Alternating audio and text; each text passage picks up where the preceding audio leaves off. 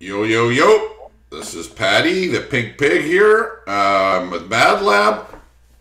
Our podcast today, we got Senor Tripp Smith, one of my favorite human beings on the planet. He's down in Georgia, northern section of Atlanta. What's the county called up there, Tripp? Gwinnett County. We're right north Gwinnett. of the city, about 15, 20 minutes outside of downtown. So Tripp and his dad, they train high-level athletes. They train a lot of school kids too. But I think the claim to fame that your dad had, which is part of the mantle you're picking up with the younger generation, is you put over 1,000 people into the NFL. You train more than 1,000 people that have made the NFL, and it's a high-performance academy, really. Tell us a little bit about what's going on. Yeah, so I've been kind of blessed. I'm a second generation coach, so kind of grew up around it. My dad been coaching since the '70s, before I was born, and obviously the industry, the technology, the science has evolved quite a bit, since the '70s. But so I kind of was fortunate to kind of see a lot of that transformation happening as a kid. My dad went to Russia in 1987. You and I have talked about that multiple times. Yeah, I love that Studied story. under the Russians and in the Soviet system then, and then kind of brought back what he learned then and has been implementing that with our athletes since. And so, yeah, we're rock and roll. We just are finishing up our NFL Combine prep camp that we do every year, getting guys ready for the draft. And so we had about 60 guys in this year for draft prep. We probably got another 15 or 20 NFL vets in currently right now, training during the off season, getting ready for OTAs and mini camps. So yeah, it's been really cool. I've been working alongside my dad almost 20 years, coming up on 20 years next year, full time, and then obviously work with him and coach when I was in college and that kind of thing. But yeah, we kind of cover the gamut in terms of athletes, from youth, young kids, all the way through the professionals and the Olympic athletes. So we kind of see a little bit of everything from top to bottom. And yeah, it's been really rewarding for me. I was an athlete growing up, and to be able to still kind of get around it and rub elbows and think that I can still do what I used to be able to do and have fun with it. It definitely is rewarding, to be able to do it. It has its challenges as well, but I definitely love what I do. I was thinking about it this morning, cleaning the facility, vacuuming some stuff, and I'm like, you know what? I could be doing a lot of things right now.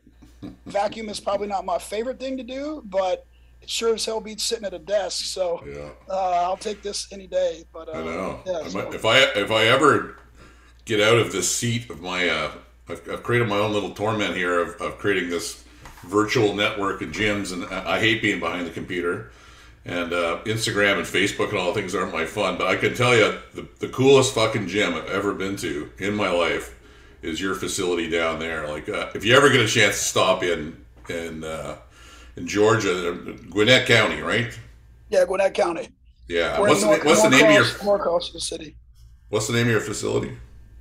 Hammersmith Sports is my business. That's kind of the amateur arm of it, and then my dad's business, Chip Smith Performance Systems. Right. Obviously we're in the same facility, technically two different businesses, but I'm a coach for him, and then I also have my amateur side. So all the kids, middle school, high school, college, general population, adults, those all fall under my business.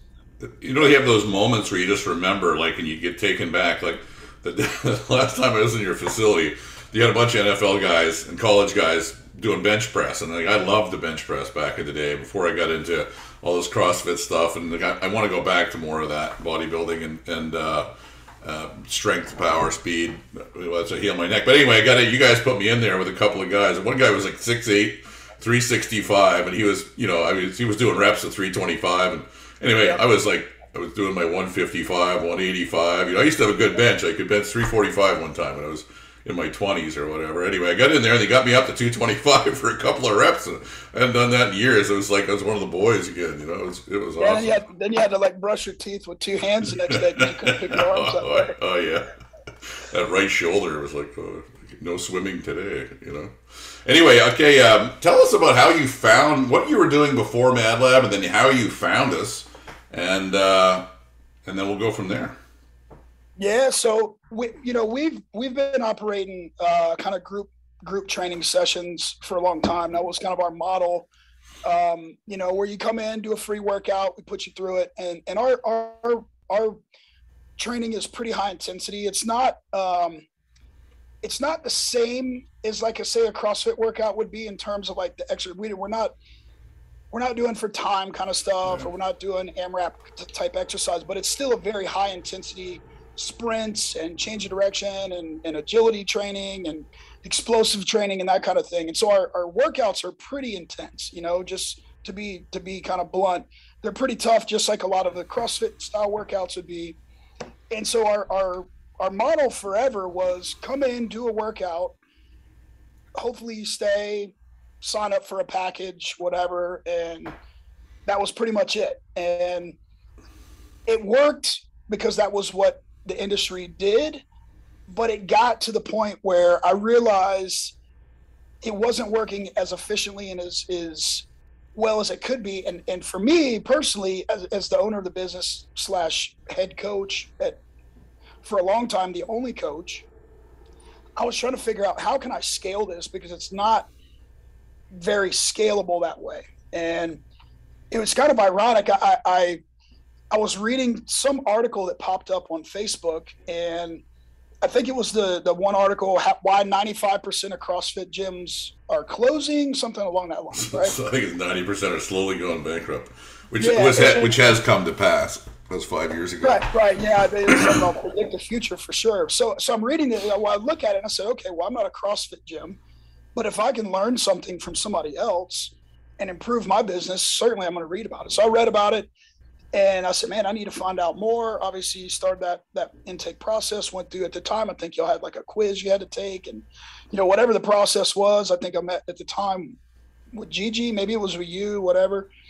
And instantly it resonated with me from a business owner's perspective, one, but also as a former coach, because I'd worked as a coach for 10 or 12 years prior to that for my dad's company. And the reason I left my dad's company was because I had hit a ceiling. There was nowhere for me to go as a coach. I had maxed out. They weren't going to pay me anymore.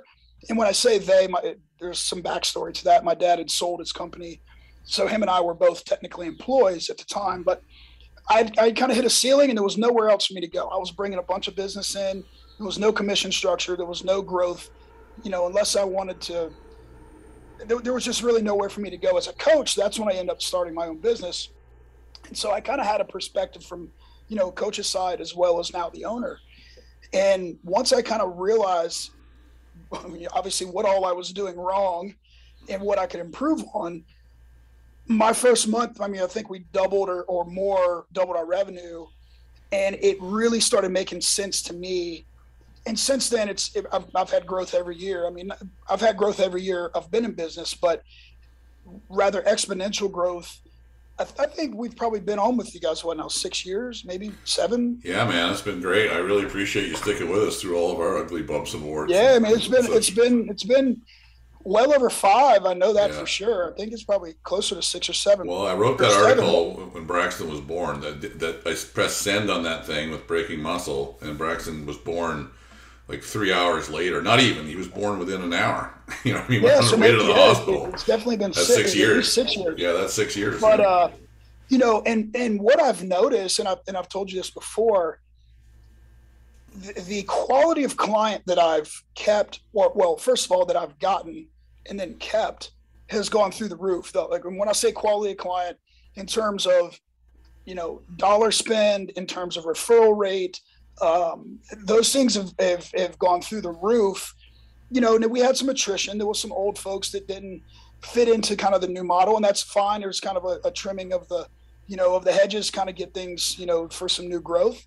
But once we did that and we started implementing, my coaches have been making more money. The business has been making more money. It's overall been a much more scalable, model in terms of for us to be able to grow as a business. So, man, it's absolutely been, for me, a business life changer. And that's why I've continued to stay with the program and refer as many people as I can, because I've seen what it's done in my business. And I believe in the process, because I've seen it firsthand.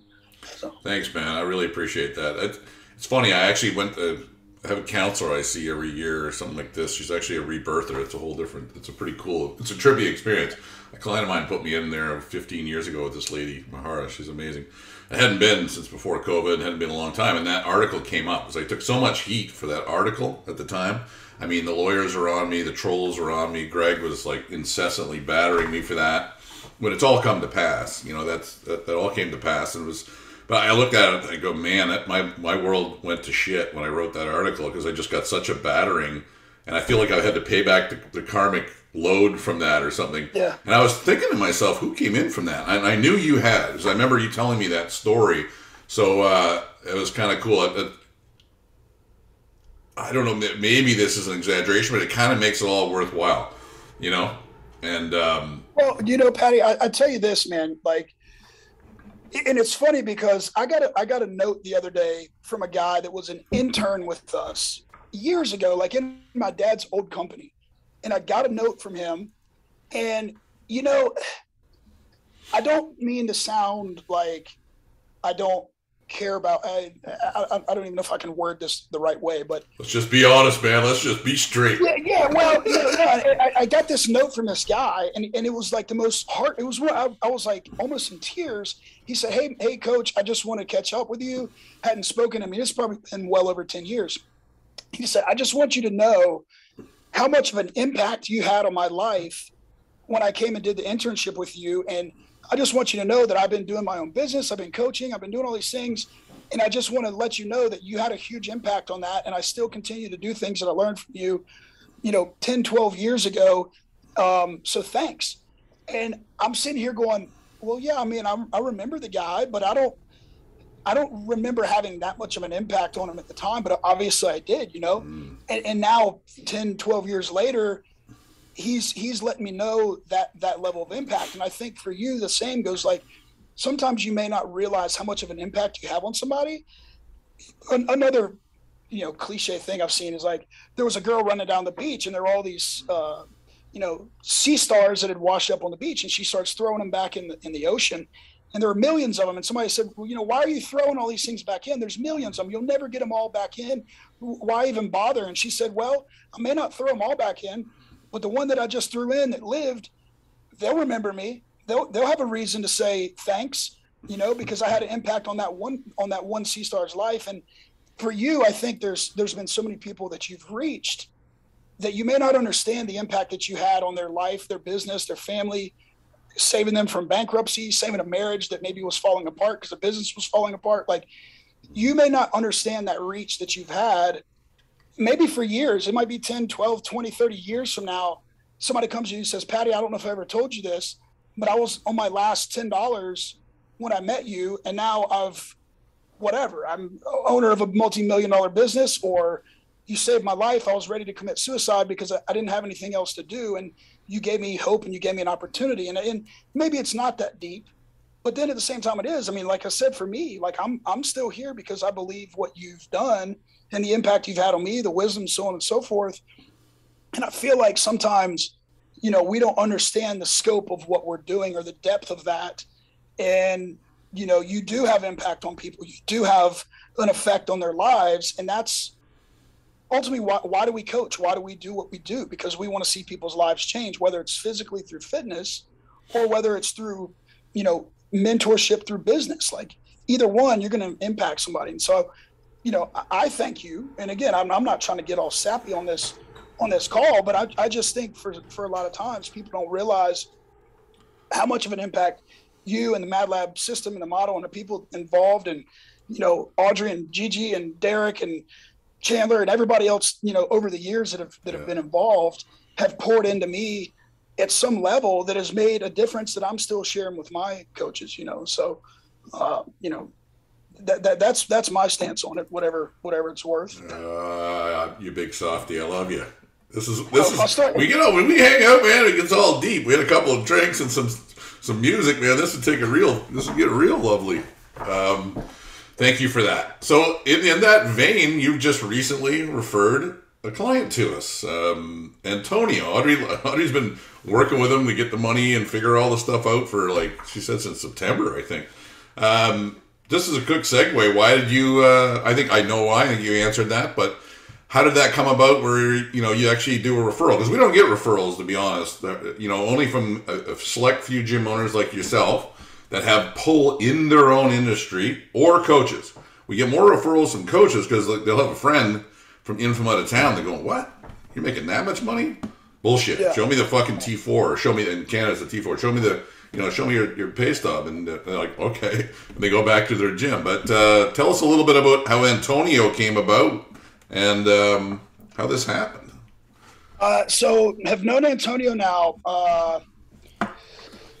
I'd say 4 years, maybe, give or take. So Antonio, kind of interesting story. Antonio was the first Mexican college football player out of a Mexican university to play in the NFL.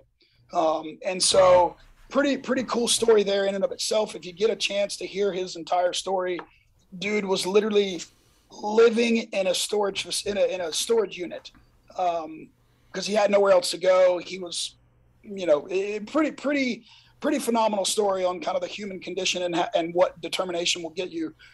I'll save the details for him to let you know that. But long story short, he ends up making it to the NFL out of a Mexican college, unheard of, first person to ever do it.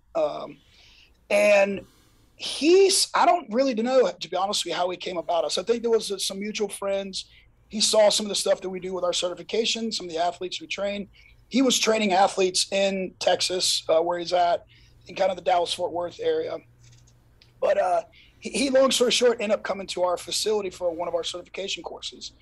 And over that span of time, we've kind of mentored him and helped him with his business. And this year, when we were up in Canton, Ohio at the Hall of Fame doing the NFL Alumni Academy, we needed an assistant coach to come up there with myself and my dad. So we called Antonio and said, hey, man, like we would love to have you on board with us. Obviously, you've got some NFL experience. You played 2 years. Really, it was 4 because he back when they had NFL Europe. But so would you be interested in coming up to Canton, Ohio for 3 months and being an assistant coach with us? We need another hand. You're great. You've been through our training system. You know what we're doing. He believes in what we do and has seen the benefits with his athletes. So it's just kind of a perfect situation. And as we got up there, we just started talking. I mean, we've talked and we've been friends. He's come out here multiple times and visited. So we're more than just acquaintances at this point. So he's like, man, he goes, how'd you leave your business for 3 months? Like, are you going to have anything left when you get back? I said, yeah, man, we're good. I mean, I expect our business to grow while I'm gone. Like, if my coaches are doing their job, like, I can take off 3 months and go work this, job up here or do this, project. He goes, well, how? Sorry, let me turn it down. He's like, well, how? And I said, well, because my coaches know what the deal is. They've got a system in place. They're responsible for their athletes or clients, blah, blah, blah. And he goes, well, tell me more. So we started talking. I said, well, here's how it works. We fall under the Madlab system. This is what it looks like. My coaches are, they have responsibilities and they have, expectations. They have a client list that they're supposed to, take care of. He goes, man, I need that. Like, I'm trying to figure it all out. And, so anyway, we kind of talked while we were there multiple times. And so I think he'd actually called before we left. And then with him being gone, it wasn't, in his current situation, not feasible. But now that he's back, and I think he sees the need for some help and some structure with his business. And he's got a really good setup. Like, he's got an awesome gym at his house. He lives kind of out on a ranch out in kind of Fort Worth area. And so he's got this big barn that's been converted on him. It's a phenomenal home gym. Like, I was super jealous. I was out there 2 weeks ago, and we did some training camps, and I kind of helped him get some stuff set up with that.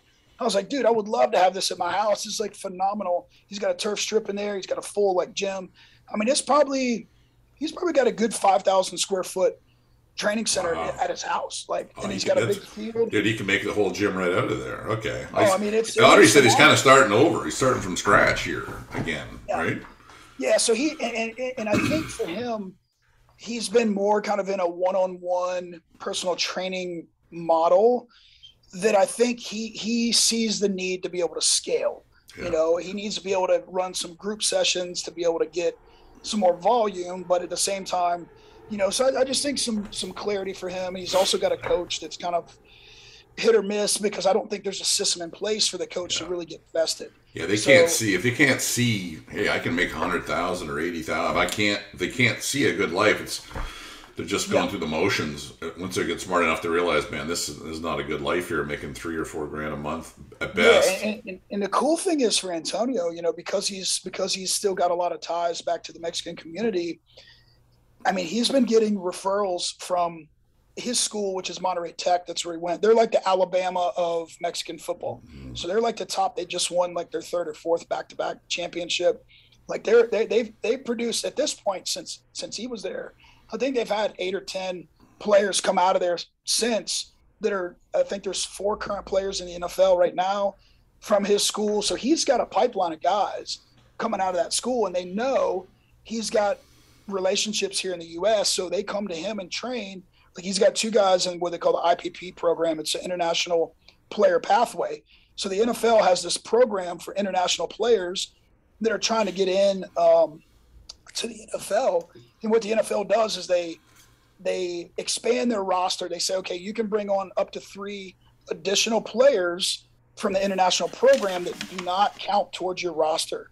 So they can develop these guys. So he's got 3 guys right now that are on. One guy's with the Cowboys, one's with 49ers, and then one just entered the pathway this year. He's about to get selected in a draft this year. We'll see where he goes. But so he's kind of got a little niche market with Mexican football, which is a pretty growing market. So yeah, I think with some guidance and Audrey's expertise, I think he's going to be right where he needs to be. So. Yeah, that's the one great thing. Like Tripp and I were talking offline before we got on, and I've gone through the last 2 or 3 years really getting rid of all of our automations, getting rid of all of our systems that we were told you need to scale with all these things. We just put it all in the garbage, and I feel so much better.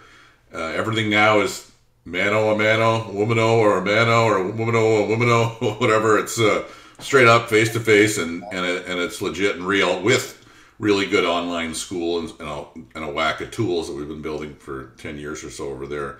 So thanks a lot for bringing Antonio on. Thanks a lot for the referral. I really appreciate that. That is the lifeblood of our organization. I haven't spent a cent in marketing in almost 3 years.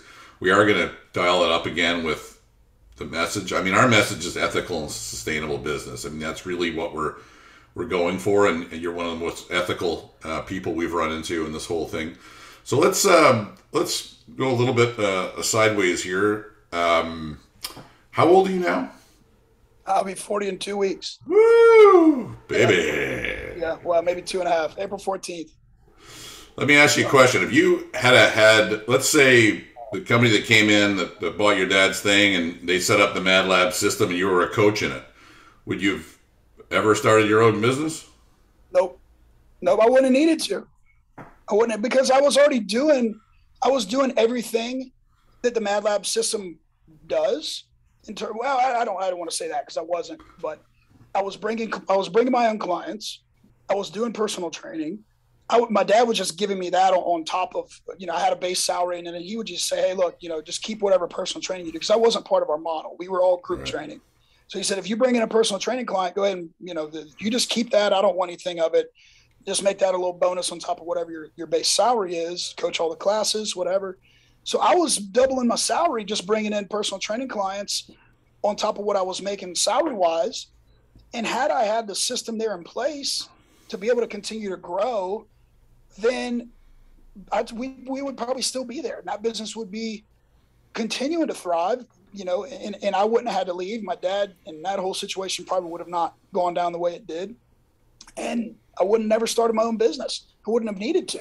Right. I sure as heck would have liked not having the responsibility of owning my own business. Now it's double-edged sword, right? But if I could have made the money without having the responsibility of being the owner, I think that's the best of both worlds. Not that there's not benefit, but there's a lot of hard. If you put in the hard work as a gym owner for, I don't know, it's probably 7 to 10 years. I think legitimately to have a team of coaches and really understand what you're doing, it's at least 5, and then it pays off. But the heartache of getting there when you already know how to coach, and here you're presented with this system, and it's like, wow, I can make this much money. I can grow not unlimitedly, but I can grow. I'm tapped here.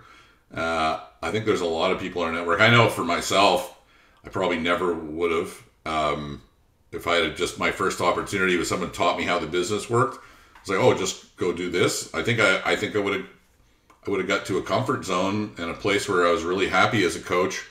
You know, you're probably taking 5 or 6 weeks of vacation, and you're making $100,000 a year, and like, Yep. Fuck it, right? Like, what do I need all those headaches for? You know, everybody thinks that the gym owner just makes a ton of money. You know what I mean? Like, because you're the owner, but it's not that easy. Yeah, I'll be the first to tell you that's not the case. I was tax time. I don't know how taxes work up there when you guys got to file tax filings coming up. I had to do all my 1099 as my, my guys are contract technically. So I was doing all my tax stuff earlier this year, and I'm going, man, like. There's so much that goes into running the business. I tell everybody that, like, the worst part about running the business is running the business. Like, if I could just coach, if I could just do what I do, that would be gravy, you know. But I'm like I said earlier, I'm not complaining. I could be doing a million other things that were a lot more miserable than filing taxes on my employees or whatever. So, yeah. Let's talk a little bit about how the business works. So the primary clients are youth sports. Is that right? Your primary clients and that side. I mean, I know you consult your dad's stuff, and you do. I know you've gone to China for 3 months and worked with athletes. Like you said, you did the Canton, Ohio. You do all these one-offs where you can leave your business in your hands of your coaches. But your business that Madlab works on. Describe a little bit of who your target clients are and what that looks like. I would say my target client is 7th grade. 12 years old, all the way up through college athletes that are, early 20s before they turn pro eligible. So all the way through their senior year of college, just on paper, or not on paper, but on a gentleman's agreement and handshake between my dad and I. He said, look, you handle the amateur guys, and then when they turn pro or they're pro eligible, then we put them in his. But yeah, so middle school and high school is kind of my bread and butter. And we've, this area fortunately is chock full. We're in the largest populous county in Georgia. So we've got over 1 million plus just in our county alone. And so there's the largest school system by volume is our county school system. So we've got a ton of kids in our immediate area, really well organized youth sports programs, football, baseball, soccer, lacrosse, like you name it. We even got hockey, believe it or not, down here, not as popular, but so it's a very well-organized county in terms of youth athletics. And so, those are kind of our bread and butter clients. And we're a little bit different in that we do battle seasonality of kids, coming in and out of season, or they might play 3 sports back to back, fall, winter, and spring sports. We got to kind of navigate that. But we just follow the program, man. It's not, it's not rocket surgery, but if you do it and you do it the right way, you're going to continue to get clients and keep the ones you've got year after year. And then you get the referrals, and it just works. We come in, we bring them through consultation assessment, give them some information. We go through fundamentals required, no ifs, ands, or buts. They all go through fundamentals. Now what we do in fundamentals might vary because I might get a high school senior versus a 7th grade girl. They might be on 2 different pages of what they need and where they're at in the process. And the other benefit I'd say here is every school has a strength and conditioning coach at the school level. So majority of the kids we get are pretty proficient, to some degree in strength and conditioning when they come to us, at least at the high school level. Now, younger kids, not as much, but even a lot of the middle schools here have a full weight room. They've got strength and conditioning class at the middle school level. So they're getting some basic instruction, some of it better than others, but, so we still get some pretty decently advanced athletes, maybe compared to other areas, but we still make them go through fundamentals. There's always something we can teach them. There's always something they need to work on, improving on their technique, their form, learning something new, whether it's a new exercise they don't do. A lot of schools don't snatch. We're big on Olympic lifts, so we teach them clean, jerk, snatch, accessory stuff there. And once they finish their fundamentals, we check them out. Then they go into our unlimited packages, and the rest is history. So it's been a really good model. And I'll be honest, man, at first, years ago when we first got in, I was like, I don't know if this is going to work because whatever. I've gotten so many parents come to me later and say, "I am so glad that you did the fundamentals with my kid because they had no idea what they were doing, and I was worried to death that they were going to get to the high school, go in the weight room and max back squat on day one and not know what they're doing and get hurt." And they felt so much more comfortable their day one in high school. They were stronger than everybody else. They had better technique. The coaches were commenting, "Wow, how great your form is." I'm like, we're not doing anything crazy. We're just teaching basics and fundamentals, giving them a little bit more confidence. And so they can go back to their schools and know that they're going to do it correctly and not get hurt. And I've gotten so many notes from parents saying like, "Man, that was the best thing. Like, I'm so glad that's the way you guys operate." And I'm like, well, talk to this guy, Patty, up in Vancouver. It wasn't my idea. I'm just following the notebook, you know? But yeah, it's made a huge difference for us. And then they know what they're doing, so they keep coming back and referring their friends and family. So it's been a really cool thing to kind of watch unfold. This thing almost sounds like you're a plant here, because I used to go on those forums, you know, those CF forums and all these, and people would argue till they're blue in the face that you could put people right into a group class that would make no difference. So now you're saying you got the coach who is completely compensated on the success of that client. Yep. They're doing a one-on-one consult. They're doing some kind of an assessment of where they're at. And then they're doing one-on-one fundamentals training for how long? We generally are going to do a 10-session minimum. So we do 10-session minimum fundamentals. Some of them more, some of them less. Like if I get, you know, I've got a couple kids right now that have already committed, you know, to big-time Division I schools. I mean, these kids look like NFL athletes as seniors. And so some of those guys I'm like, look, let me check you out, make sure. Now, there's still some things they need to work on. Like we teach them some of the combine specific drills. I'm like, look, you may know all the weightlifting stuff, that's fine, but you still don't know how to run a 40 correctly. We need to get you dialed in on some other things, some form and technique wise. So we're still going to go through, I would say at a minimum 5. Even for the most advanced athletes, they're still going to do 5. Right. And even just learning terminology, some of the equipment we use, and that, you know, it still makes a big difference. Now, for anybody out there listening that still wants to argue the other side, I don't know why they do, how they do. I mean, I know why they put people straight into a group class, because it's so they can sell the people at the top that are selling some kind of a license or a franchise or something like that. They need to scale it, right? And be able to take a coach and teach them how to do all those things you just talked about takes a long time, right? When we look at the franchises now, and you can see the franchises around, like there's F45, Orange Theory, Spin Cycle, you know, all those different things, they actually make it illegal in their contracts, and some of them to even do a proper assessment or, you know, a fundamentals phase or PTs or, yeah, and you know, you really wonder why, but the real reason why is that they can pre-sell 400 members, and then you open the gym up in day one. How could you ever take 400 members with the model you're using right now, right? You can't, and once I learned.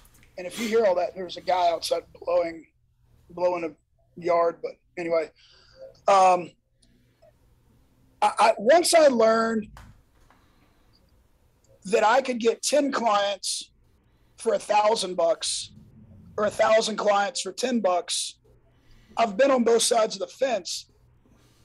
1,000 clients for $10 sucks. It's not manageable. You can't manage that many people. And you end up racking your brain because, again, it's like herding cats when you have that many people. I'd rather have a lower volume of people that's a higher quality client that I can really coach, that I know is going to get something out of the program versus just, you know, being lost in the mix. And it just makes it a much higher quality program. And I think you may even said this to me. All right, you can drive a Honda, and there's nothing wrong with a Honda, or you can drive a Mercedes. Now there's less Mercedes drivers on the road, but you can, you know, buy 3 Hondas for the price of 1 Mercedes. Take your pick. Are you gonna play the volume game, the race to the bottom, do the Groupon thing and all that kind of stuff? Or are you gonna go for the higher echelon clients that are willing to spend the money for high quality coaching? And once I understood that, once it became clear to me that there is a market for those people, and I'll give you a good example, and this is what I tell every person. I've told you this as well. I didn't believe you guys, honestly. Nobody does. Nobody does. Nobody does. No. Nobody does. I was skeptical. I'm a skeptic by nature. I'm always asking the questions, right? I said, but I'll trust what you're telling me. And Gigi, thank God for Gigi. She was the best. She was great. She was the phenomenal. best. And Gigi said, trust me, write these steps down and follow the steps. Practice them, do whatever you got to do, but do exactly what I tell you to do. And I said, all right, I'll do it. My first client that I brought in under the Madlab model, I'm going, there's no way this is going to work. My numbers were different than what they are now. I think they were based off your numbers, which are Canadian. But I just put an American dollar sign behind it, and I was like, whatever, we'll see. My first client was a lady that came in, single mom. Can you hear me? Yep. No, that's the background noise is not overwhelming at all. It's fine. Okay. Single mom comes in, 2 boys, and she, after I go through my entire consult, we go through the assessment, sit down, start talking numbers, and I'm like literally shaking in my boots. You don't know what's going to come next. Yeah, and I hadn't done the Greg Mack course at this point either. I hadn't done anything. This was like 4 days after my first implementation call. Yeah. And Gigi said, "What do you got to lose? Jump in with both feet." So I said, "Okay, whatever." So I'm just winging it. I've got I didn't know anything at this point. I hadn't even made it through like the first module on the owner's side, Yeah. I tell this lady the pricing. I think the total for whatever it was we were doing, and at the time we did prepayment, like you got to pay for everything up front, stroke a check, whatever. Came out to like $1,800 for her 2 sons. Your first sale. Wow, that's a high barrier to entry. Yeah, so I'm like, as it's rolling off my tongue, I'm like having instant regret of like, I shouldn't have said that. She's gonna walk out, probably slap me. Yeah. And before I finish the sentence, she's got her checkbook out, writing the check, and she hands me the check for $1,800, $1,750 or whatever it was. Testify. I promise you, I got out and I called Gigi. I like instantly called her and I said, "You're not gonna believe this. They just wrote me a check for $1,800. She goes, "Why would I not believe you? That's the way the program works." And I said, "Oh my gosh!" And then from then on, it's been story after story of parents saying, "Hey, we're willing to invest in our children's lives, and we want quality." And once I understood that there was a market, once I understood that. Again, not everybody drives a Mercedes or a Rolls Royce, but there is a market for those type clients. Yeah. And once you get that name, you start attracting. I was talking to another buddy of mine. I think he's actually spoken to you. He's got a pretty unique situation in New Jersey, but last night him and I had a long conversation. During the pandemic, New Jersey was shut down. And so he did the same thing Antonio did. He built about, a little gym, little barn in his house. He's got some turf outside. And he told me, he said, "Man," he goes, "You know what I noticed? I've been getting more clients, the more clients that I say no to." He said, "They think I'm this super exclusive club because I've been telling more people no. And I've been getting calls more and more and more because people are like begging to get in and they're like, 'Hey, can we at least just get on your wait list?'" Yeah. And he goes, "I don't have a wait list." He said, "I just wait about a week and then tell them, okay, the wait list is lifted and you can get in now." And he said, "Dude, I've gotten more clients." He said, "I'm not like trying to be dishonest with them, but when I started being selective on who I chose," he said, "the selective started choosing me." It's pretty crazy how it works. It is crazy how it works. And when you're new to the business, your instincts are all wrong because the industry, the people at the top, I call them the investor class, they prey upon that to keep you sort of barefoot and pregnant and stupid. They don't really give you proper training, and they tell you to put them into a group class. It's fine, and that's why the profession in fitness. I mean, what you're doing seems sexy to the outside world. I know when you're doing it yourself, it's just like training anybody else, except for maybe they're more a gifted athlete and you can get faster places. But I mean, if you're like, let's just go back right to base principles. If you had kept on with, here's a free class, come in and check this out, where would you be now versus doing it this way? Oh man, if I was still in business, I would be I'd pulling my hair out. I know that. I mean, it was unmanageable. It wasn't. There was just too much it was too much turnover. And then you get the discount chasers, and you get the people that want a deal, and they want this and they want, and you're like, Yeah. I can't manage that. It becomes, even in the short, I think, let's see, we've been going on, we're coming up on 10 years here in this facility. So I've probably been doing it that way for 4 years. Yeah. So 4 years, been with you guys 6. The first 4 years was just like, I never felt like I could get traction. I'd bring 5 in the front and then I'd lose 4 out the back. And it was like this constant, like, chasing more clients. There was no systems in place for retention. There was no accountability. My coaches, I went through a handful of coaches during that time that probably were good coaches that would probably still be around had they had the right model to be under. But, there's a burnout rate, and it wasn't working. It didn't work. And looking forward or looking back, if I would have continued in that path, if I was still in business, it would have been a miserable existence, I'm sure. And it wouldn't have given me the ability to do some things that I'm now able to do that are, unique, like, whatever, like going up to working, with this NFL Alumni Academy that we're doing, that's been the past 2 years. It's given me the ability to do that. Went back to China, back in 2018. Being able to take on more unique projects. If I was tied to the business day in and day out as the main guy, the only guy, I wouldn't be able to say yes to these other things that have now given us more credibility, have given us more reach, have given us more opportunities. I wouldn't be able to say yes to those things because I'd be literally married to my building, and it just I wouldn't be where we're at now. I know that much.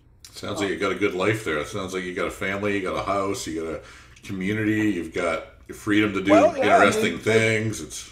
I'll give you a good example. We just took on our 3rd facility. I've just been operating there for about 2 weeks now. No kidding. I didn't know you had 2. Yeah. So I've had 2 for about 2 years. And I just took on a 3rd, and this is with one of our former pro baseball clients. He's got a big facility. It's pretty cool because it kind of triangulates.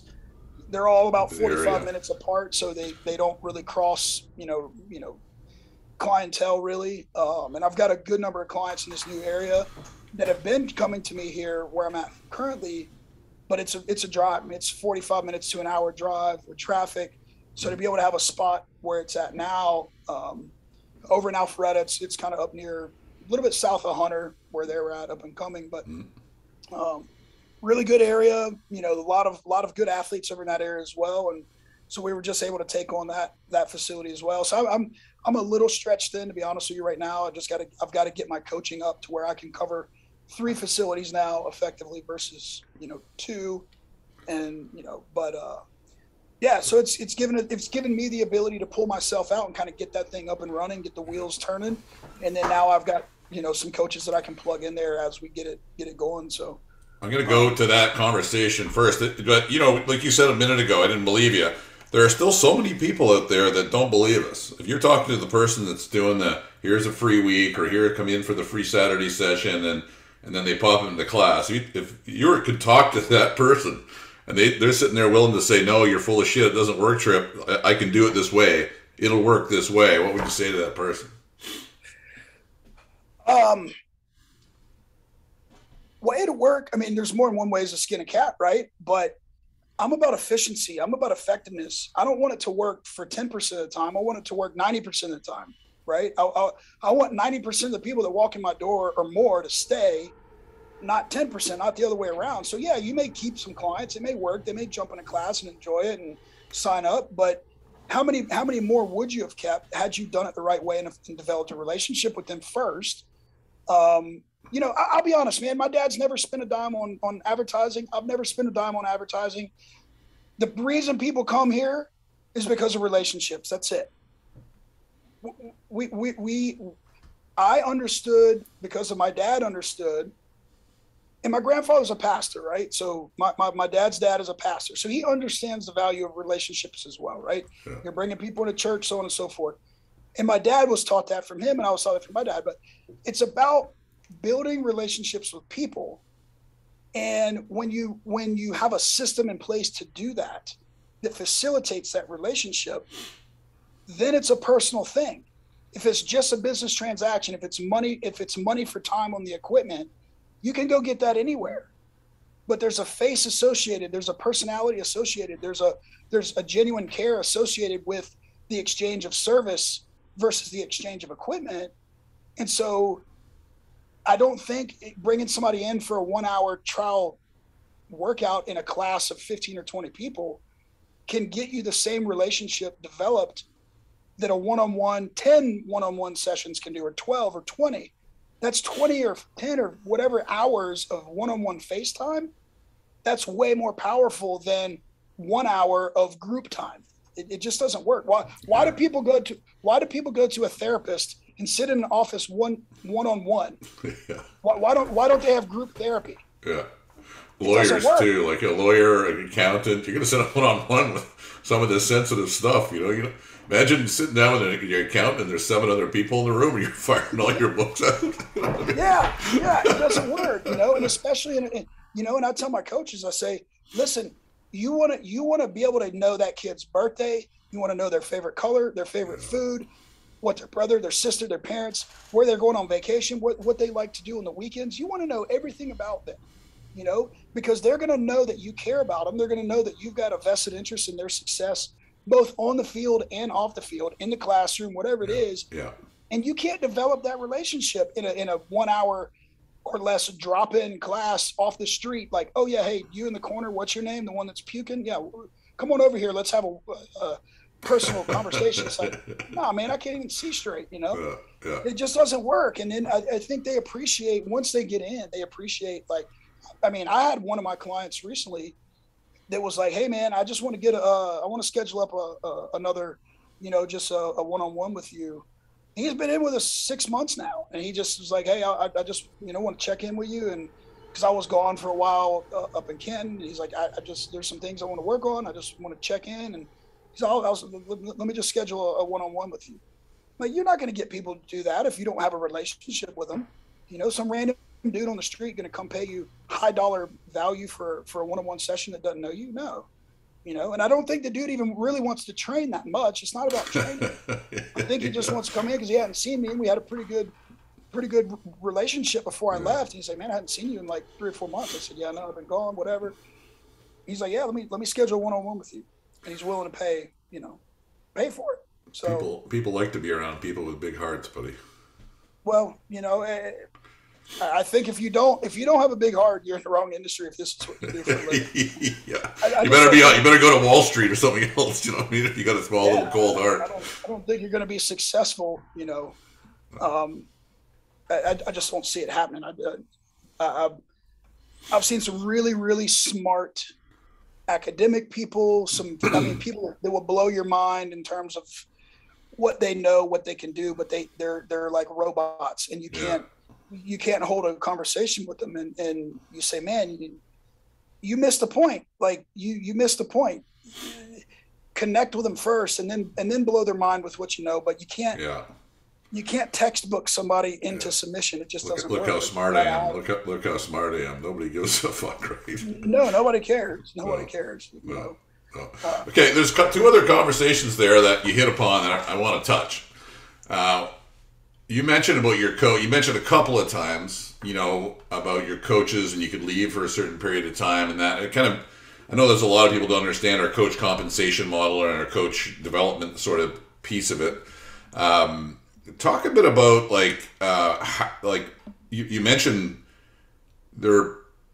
they get to know their favorite color and you know what they like to wear and you know everything that's going on with them. Would they be doing that if they got paid $40 a session, or a percentage for each session, or a percentage to run a class? You know what I mean? Like $25 an hour, here's your class. Would they be incentivized to do all those things? No. The short answer is no. No.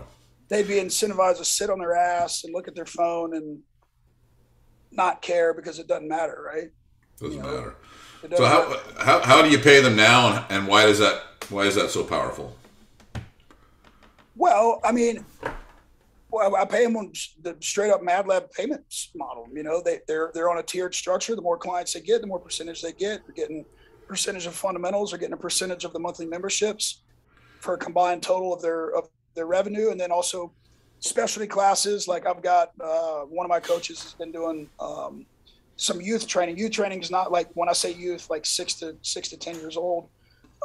That's not a regular offering that we do. So my brother-in-law, Ian, who's been coaching me for 12 years, he coaches at our kids' youth football program. So he reached out to all the kids that were on his team and said, "Hey man, we're going to put together a youth training class." And he's got 40 plus kids that are in that program, so he's getting a part of that kind of specialty program there. Right. One of my other coaches is a lacrosse specialist guy. He coaches at one of the local high schools as well. And so he's done some lacrosse skill training. So they're getting additional income from that, doing specialty training classes. But yeah, primarily, the majority of their income is coming off of just the same compensation model that you guys have run with forever, maybe slightly modified for our unique coaches. Not much, really, to be honest. So for the people at home, it's there's a phase. It probably takes a couple of years to go through a junior apprentice program, and they get paid a percentage, and the senior apprentice program, then they become an associate coach. And at the end of the day, they're basically paid on client retention. If the client is there and paying, they get paid. If the client leaves, they don't get paid, right? So if you had a class with however many people in it, they're not paid on that class. They're paid on the client success. So therefore, they're paid to figure out what their favorite color is, right? Yeah. And they get paid more for more average client value. If you learn how to deliver a higher and a better in service, and you're like, man, have your coaches ever come to you and go, Tripp, we got to raise our prices? Has that ever happened yet? No. That needs to happen. Then you know that they're bumping the ceiling. They're going to bump the ceiling. Our coaches come to me 4 times. I've told them here recently, because we haven't raised our prices probably we're due for an increase, especially with with the way the economy is going. We're due for an increase in our competitors in the area. There's been some increase, not that we follow that closely, but I just think we're due. We've been probably 5 years where we're at, and it's time to step it up a little bit. So I'm probably going into the summer, we're going to have an increase. We'll just say, look, legacy members that are still in a thing, we'll give you the opportunity to sign up as long as you want under your current program. As soon as that lapses, you go into the new system, and it's not going to be exponential, but it'll probably be 10-15% increase. Yeah, that's what we're doing too. We'll roll that out. And I was actually going to talk to you about that at some point too. Well, that's not a bad idea how you said it. They could re-up for 5 years right now if they wanted to, and that probably would be worth it. That would be worth the cost of money, and probably worth the inflation and stuff like that. We hadn't thought of that. I'm going to actually present that to our guys. What we've done is, I made the mistake like everybody else did in our industry where I came from. We've been disconnected from CrossFit for over a decade, but we came from that, and it was Greg's thing of, I just don't charge the old people anymore, just grandfather them.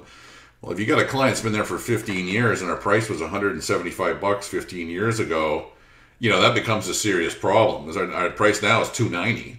So, what I did is I went back and said, okay, I grandfather you at 175, but we got to put the inflation on. So I took the inflation rate for Canada, which is Vancouver, is probably triple it. But anyway, it was like 2.5%, and you compound interest that for 15 years. You're at least up to 225 or something like that. So that's kind of how we did it with all of our old members. And we have a lot. We probably have 100 people who've been there for at least 5 years. And, the way things are going now, especially in Vancouver, it's kind of through the roof. So, yeah. So your coaches, how many you got right now that are making a full-time living on this? Let's see. I got about 4. I've got some other, assistant coaches. You've come along good since the last time we talked. Last time we talked, you were looking at that facility, so that was the one that you ended up doing, right? Or is it a different one? There's been a few. No. The big one, no, I didn't end up doing that one. Didn't do that one. It ended up. It kind of just fizzled out. There's been 2 big facilities that we've been in discussions with that didn't work for multiple Probably reasons. A good idea. Those things seem sexy, and then you sit down to do a deal, and the person doesn't really know the business very well that's doing the deal, and they have an opinion in their head, and it's like, I don't know about that. Yeah, Are you? so we're still where we're at. I've got a little small spot in Buford, and it's working, but it's not. We're not maximizing it because of we're leasing space out from another baseball company, so we're kind of shoestrung on our hours and Yeah. what we have, excuse me, access to. So we're working on some things there. This new facility, they're come August, more or less, are going to guarantee about 250 clients and travel baseball clients that they're going to be mandated to do strength and conditioning with us through their baseball Oh, club dues. beautiful. So it's a no brainer Yeah, there. let's me and you. Let's me and you talk before you sign anything on that. I've seen a Yeah, lot of these, and you just sign a deal where there's no risk to you, um, and yeah, it's only a that's win. essentially what it is. Yeah, We'll talk details, but yeah, it was an absolute no brainer. And the guy that's running is a very trusted former client, yeah. long time, relationship. Brought us on because of what we did when he was playing professional baseball. So he understands and knows the value. It's more than just some business guy. There's a very strong relationship there. And when he told us what the deal was, he said, "Listen, man, I'm retired from pro baseball. I don't need the money. I want to develop these kids. I want you guys to be part of it. Here's how it's going to work. I want you guys involved." We're like, done deal. Don't say no more. We're in. So yeah, we'll talk later. But it's going to be a pretty cool thing. Awesome, So dude. Awesome. uh, I've got a. I call him my nephew. Actually, he's actually my best friend, his best man at my wedding. I grew up with him, known since I was 3. He's got a kid who's 16 years old, who's going into junior major hockey. He's like one of the best in his age group in Canada, probably, but definitely at least in all the Eastern Canada. And I've been telling him about you guys, and I remember talking to your dad that you used to train some hockey players, and there's some golf stuff. I want to get that video from. Finally, my neck is good enough. I'm ready to hit the ball further. I want to get that video from you. But if I was to like, even my own son, when he gets old enough to be able to train, do you have any kind of like, do you have a summer camp thing or any kind of a 2-week intensive thing where you teach them yep, all the all of stuff? that. I mean, we get. I've got. I mean, we get kids. I'm about to build out my basement because I've got a group of guys coming in. They're going to stay for the summer and train. But yeah, we get kids from all over the country, really all over the world. This summer, we're going to have 2 separate groups. One Mexican group from Antonio's Connections are going to come for 2 weeks, and then I've got another group out of Honduras. Some soccer kids. They came last summer. Small group came last summer, kind of tested the waters, and then they're going to bring a bigger contingent this summer. They're going to be here twice, once in June, once in July. We got kids from overseas in Asia, Hong Kong, China, that are here. We actually got a girl that plays, or she played on the Chinese national team, soccer, but she just signed a pro contract in Iceland. So she's been here the past 3 months getting ready to go to Iceland. But yeah, we have kids come in from all over the place. They'll stay a week, 2 weeks, a month, the whole summer, whatever their schedule allows. So I would love to have your nephew. Yeah, I think maybe we'll look at that, man. When he's out of school, I'll be like, hey, man, let's go to Atlanta for a week and hang out with Tripp. I can play golf. Yeah. I don't know, you're probably only training him for so many hours a day, then we go play golf or whatever. Yeah, Right? what we normally do, it's kind of cool. We kind of put packages together, kind of along those lines of like, say, we kind of treat it as like a destination kind of training experience. We bring them in the morning time. We have our pro athletes in so they can kind of see some of that, train alongside some pro athletes. Our guys are great about kind of, making them feel included and talking to them. So it's like, man, I got to talk to such and such pro athlete, train in the morning, and then you get to go spend the rest of the day kind of seeing the city. And there's a lot of stuff to do here in Atlanta. So it's kind of a cool destination. Yeah, I got the dudes there too, right? And I'll go probably see Yeah. Hunter. How's he doing? I haven't seen or heard from him in a while. I haven't talked to him in a couple of months, but I owe him. The Masters is coming up. We usually always play some bets and get rowdy with each other a little bit there and have a drink and watch golf together. Yeah. Even if it's a Zoom call these days, but We'd love that. As a matter of fact, I've had multiple kids come stay extended periods of time, like with at my house. I got a couple extra rooms they can crash in, and I've got these 2 brothers that were here last summer. They're college kids, but they stayed with us last summer. They're going to be back, and they're bringing 8 teammates. So I'm like, heck yeah, come on, man. We'll shack you guys up in my basement. So maybe I'd bring him and one of his friends. So me and you can talk about a little package here. What kind of hockey play? The hockey guy, I know Atlanta used to have the professional team. Then your dad worked with a few people. But if I was talking to him and said, what kind of a program you do for a hockey player? If he was watching this, what kind of stuff would you be doing with him? Obviously we'd go. I would like to have I'd do an assessment with them. I'd have a consultation, sit down, discuss like, all right, what is it that you're trying to improve in your game, right? What are the areas of your game of hockey? What's your position? What are some things that you feel like you need to work on? And then we would kind of basically take some baseline testing. So and this is something I want to talk to you about. I've been a little upset and I haven't said it, but where did the assessment go? The Madlab assessment. There's a new one. Tom got a hold of it and said that's fucking embarrassing. We need to improve that. That's what happened to it. So I like the old. So I'm an old dog, and that thing looked good to me. I loved it. I mean, I sold more people. I probably sold 300 people on that thing, and it never failed me. I closed 98%, and I had a 90% retention rate year over year. But apparently, there's a new way to do it that's better. So I don't know. I'll tell you what, man. I like the old one, and when it went away a couple months back, I was like, "What the heck, man? Where'd it go?" I use this every assessment. Anyway, all that to say. No, we'll have a chat. I'll bring you into that conversation because I think you're probably well qualified. But yeah, so we go through some baseline testing. We look at, obviously those numbers are part of our assessment, in addition to like sport performance numbers, 40-yard dash, 60-yard dash for their baseball player, 5-10-5 shuttle. We do some broad jump, vertical jump, some other like performance-based testing. And we say, okay, hey man, like you're slow on the ice. Like if you're slow on the ice, you're probably going to be slow in running, right? They're pretty correlated a lot of way. If you can't sprint, you can't skate. Maybe you can, but if you can sprint faster, chances are you'll be able to skate faster. I'm not a hockey expert, but so why are you not sprinting fast? Like where are you deficient in your sprint mechanics? Where are you deficient in your power and hip and lower leg production, all those things? And we say, okay, we're going to program based on your goals as a hockey player to improve these areas, whatever it may be. And then just, basic strength and conditioning that is, addresses those areas. So, Lukey, we're going to Atlanta, buddy. Stacky, you can come or not. I'll bring him down. All right, man. Well, it's always a treat to talk to my really good gym owners, clients, friends, and they're all people that I'd want to hang out with in life, as it kind of turns out. How do people find you? People want to say, man, I want to bring my kids to this guy to hang out, like whatever sport or in the Gwinnett area.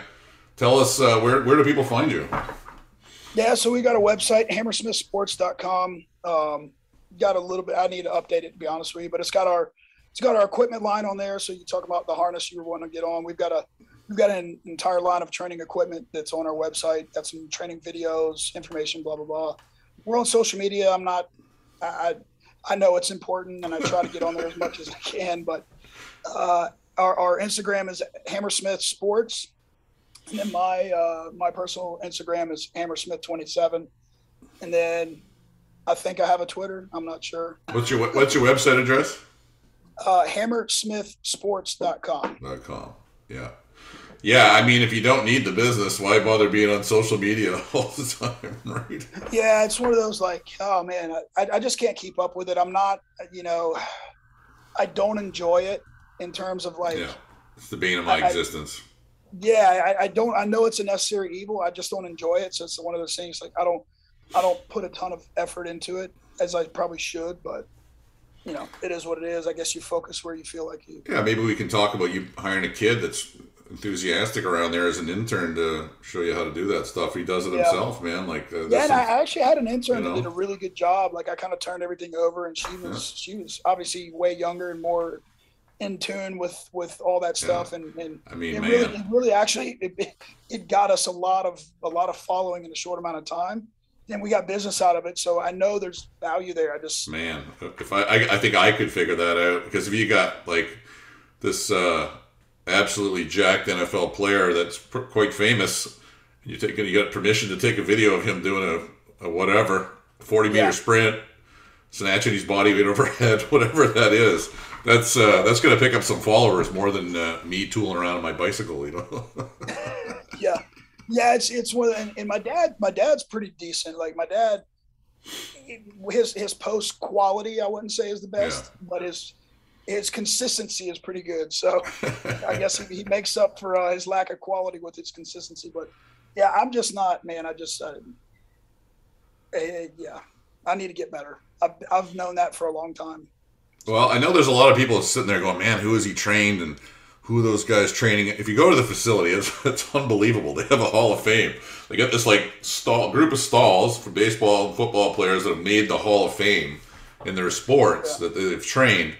And I know, I mean, we both know that the most important part is taking the kids and the bread and butter and making a difference and making money, right? Oh, is the Hall of Fame right in there? Yeah, I'm right here in the Oh, dude, the Hall of Fame. part of it. Oh, dude, this is so cool. Dude, like Brian Urlacher and who was all on those.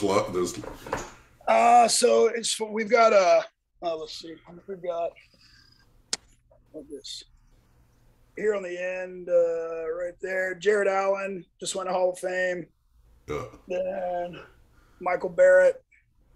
Oh yeah, I remember him. Cubs. That's me and my brother. Barrett came up through the Expos system. We used to love that guy. Yeah, he was with the Expos and the Cubs. He's actually the one that's got the facility that I'm partnered in with. Oh, cool. Yeah, no, I've heard good things about that guy. Mark Price was on the Dream Team. Oh yeah, played with the Cavs. Yeah. Jeff Rancourt, who's a local guy here that I've known Jeff since middle school. He played with the Braves for a long time. He now does all the Braves broadcasting. Urlacher, Champ Bailey, who's in the Hall of Fame. Both those guys are Hall of Famers. And then there's a tennis player. She played on the pro tennis tour for a long time. Local girl, and it's funny because we're training her daughter. Her daughter's going to UGA next year to play tennis, and then her son, one of her sons, is going to Georgia Tech to play baseball. He's like one of the top prospects, and then they got another son that's going to Mercer to play baseball. They're triplets, and they're phenomenal athletes. All three. What was the name of the tennis player? Her name was Shannon McCarthy. Was her maiden name. She played at UGA, and then she played a long time on the women's tour and trained with my dad her whole career, and really, really close family friends. So now she's got 3 senior triplets that are they're about to head off to play tennis and baseball. So cool. You must have, I'm sure in your heart, you've got lots of kids that you trained that didn't make it to the NFL, NBA, Major League Baseball, but and you know who those are in your heart. Is there anybody you're particularly proud of that came a long way in your training that pops into mind? Yeah, I'll tell you a quick story. There's a guy named Chad Hall. The kid went to he was, for lack of better words, and everybody else calls him the same, Mighty Mouse. He was not very big, maybe 5'8", pretty strong and muscular and athletic, but 5'8", maybe 180 pounds, and played running back and quarterback at Air Force Academy. When he graduated Air Force, he set a bunch of records. They had a really, really good career. Wanted to try to make it in the NFL, but he had to do his mandatory Air Force commission. So he was stationed at a base somewhere in Utah, Salt Lake. So he trained for 18 months while he was working at this Air Force base. Got some time off, came back, trained with us to get ready for some pro workouts. Ends up going to a workout with the Eagles, and long story short, ends up getting on a roster. They had like 3 guys get injured, so he went from like 4th or 5th on the depth chart to like the number 2 guy. The number 1 guy ends up going down, and he becomes the number 1 slot receiver for the Eagles, and that was a year I think that they went to the Super Bowl. And then he got released in the offseason, got picked up by the 49ers. I think it was the next year, somewhere around about there. He ends up going to the Super Bowl with the 49ers as well, and had like a good 2 or 3 year career, and would have been one of those, like, never in a million years you see him walk in off the street, you're like, who's this dude? Like, looks athletic, but I would have never guessed. Like, and he was like a little Wes Welker, fast as can be, little slot receiver, had a great career. And now he's coaching. He's a receivers coach for the Bills. So he's one of those, and he's a local guy. I've known Chad since he was probably, 6, 7 years old. Him and my brother are the same age, and we grew up together. But talk about one of the hardest workers I've ever met in my life. Like, the dude is relentless, like absolutely relentless. And there's no question in my mind why he made it and why he's still there coaching. Phenomenal guy. Chad's probably one of those that, looking back, you say, yeah, if my son could be like anybody, I'd like for him to be like Chad Hall. So cool, man. Well, we've been almost an hour and a half at this, buddy. I really appreciate your time. I appreciate your love. I appreciate you sticking with it. You know, all too often I see guys get into what we're doing, and either they don't understand it, or they don't quite trust it, or they can't quite execute it, and they go back to the old way, and then they're out of business. Yep. You know, and as soon as they go that other way, things steamroll fast, and it's like, oh, fuck. You know, and that's the saddest thing in the world that I witness. And, you know, there's times when they say, oh, the Madlab just doesn't work. Well, it's great to see someone as high a caliber, quality human being as you sticking with it, and then making a difference for all those people that you train and the coaches that got an opportunity. And I think for me, that's the biggest win, is seeing people that love to do what they do and make enough money and have a good life doing it, right? So yeah, thank man. you. Well, you know, if I could tell, sorry about a choke over here, but if I could tell any coach, you know, I like I said, I was a skeptic. I wasn't a believer, and that the process worked. And once I got that first sale, once I realized that I had a system that worked, once I realized that, you know, first I did it personally as a coach, owner coach, and then as my coaches have started to do it, and they've kind of bought in. So as a matter of fact, kind of back to real quick about how I kind of realized, or how my coaches realized that it was a viable option. They pushed back on me for a while. Like, I mean, that was one of the biggest struggles, was to get my coaches fully on board. And I probably lost 3 or 4 coaches initially when we first implemented, because they didn't want to do, you know, call it what it is. Some didn't understand it, and some just didn't want to, frankly, do the work that it takes to do it.